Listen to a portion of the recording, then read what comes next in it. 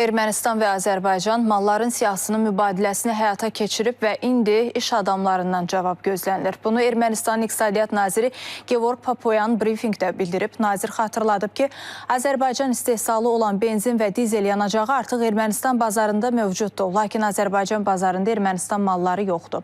Papoyan həmçinin vurğulayıb ki, 2 il əvvəl hər kəs müharibənin istənilən an necə başlaya biləcəyindən danışırdı. İndi isə hər kəs bu və ya digər məhsulun niyə satılmadığından danışır. Nazir bunun çox yaxşı bir məqam olduğunu qeyd edib.